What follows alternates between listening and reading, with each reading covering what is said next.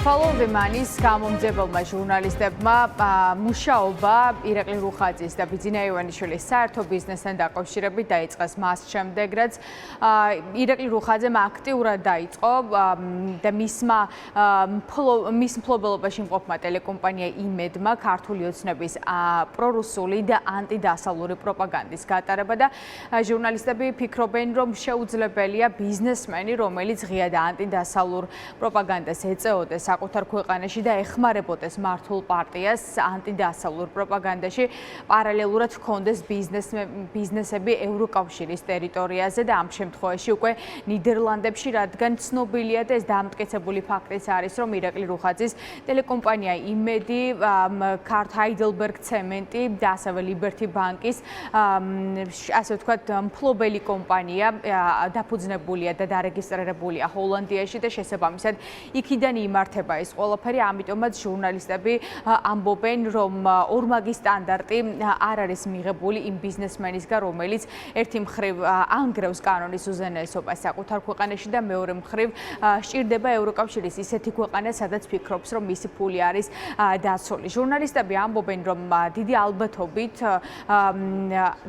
ნიდერლანდების მთავრობას აუცილებლად ექნება რეაგირება მსგავსი ტიპის ფაქტებთან დაკავშირებით. ყოველ შემთხვევაში უკვე არსებობს ინფორმაცია, რომ ნიდერლანდების პარლამენტში არიან საკმაოდ ბევრი დეპუტატები, რომლებიც ემხრობიან ბიძინა ივანიშვილის, ირაკლი რუხაძის და მისი უახლოესი გარემოცვის პირების დასანქცირების მოთხოვნას, თუმცა უშუალოდ რა გადაწყვეტილებას მიიღებს ჰოლანდიის მთავრობა, ამაზე საუბარი გამომძებელ ჟურნალისტებს უჭირთ. ისინი პირდაპირ ამბობენ, რომ დიდი ნიდერლანდების მთავრობა დადასტურებულად გააგრძელებს თვალყურის დევნებას ირაკლი რუხაძისთვის, რომელიც ფლობს საკმაოდ მსხვილ აქტივებს ჰოლანდიის ტერიტორიაზე და ამის პარალელურად ის ცდილობს, რომ თავი აარიდოს ბიზნესში ნაკის რვალდებულებებს და მისი საქმიანობა არ არის ბოლომდე გამჭვირვალე ჰოლანდიის ტერიტორიაზე, შესაბამისად ამ ამბავს დიდი ალბათობით გაგრძელება აუცილებლად მოყვება. That they found out that companies Rustavi Steel, Georgian Cement ქართულ კომპანიებს, როგორიც არის ქართული ცემენტი, ტელეკომპანია იმედი, ლიბერტი ბანკი, მშობელი კომპანია ნიდერლანდებში ყავთ. ეს ძალიან საინტერესო საკითხია, რადგან ჩვენ ვნახეთ, რომ ბევრ რუსულ კომპანიას აქ თანამშრომლობის სტრუქტურები ყავს. ეს იმიტომ, რომ ნიდერლანდებს კარგი საგადასახადო კანონი აქვთ უცხოელი ინვესტორებისა და მეწარმეებისთვის.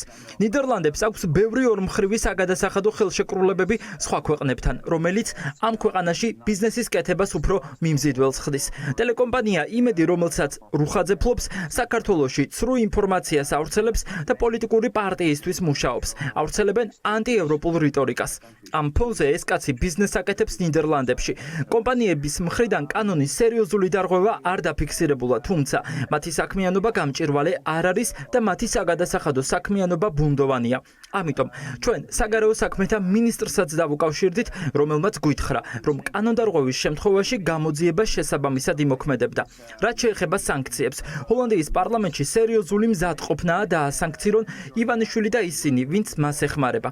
მაგრამ ჰოლანდიის საგარეო საქმეთა მინისტრი ამბობს, რომ სურთ ეს მაშინ გააკეთონ, როცა სანქციების გადაწყვეტილება ევროკავშირის შიგნით იქნება. ვფიქრობ, სავარაუდოდ სავიზო აკრძალვები დაუწესდებათ ივანიშვილსა და სხვებსაც, რადგან ეს გადაწყვეტილება ევროკავშირის სხვა ქვეყნებმაც მიიღეს.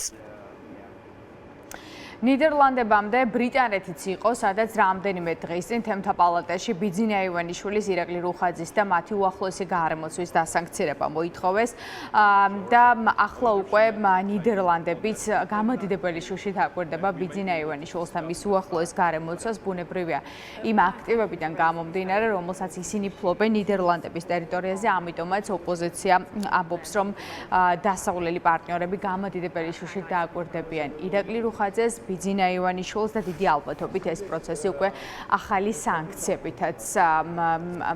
სანქციებით დასრულდება. რუხაძე არის ბიძინა ივანიშვილის პატარა ჯიბის ოლიგარქი, შესაბამისად ის რა თქმა უნდა ეხმარება სავარაუდოდ ქონების გადამალვაშიც და სხვა უკანონო პროცესებშიც, იმიტომ რომ ცხადია, ტელეკომპანია იმედის მფლობელი არ არის რეალურად რუხაძე, არამედ ტელეკომპანია იმედის მფლობელი და თავად რუხაძის მფლობელიც არის ბიძინა ივანიშვილი.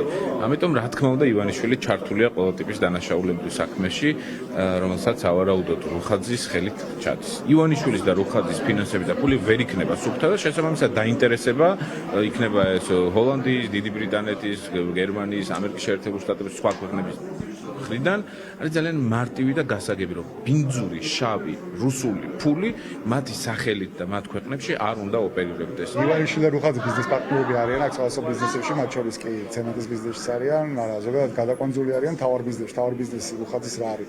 აწყობილია პროპაგანდის მანქანა, რომლითაც ეხმარება ძალაუფლების შენარჩუნებაში რუსულ რეჟიმს და სამაგიეროდ რუსული რეჟიმისგან იღებს შესაძლებლობას იმისათვის, რომ ფული აკეთოს სხვადასხვა სფეროებში, მათ შორის ცემენტში. ეგ არის თავარი ბიზნესი.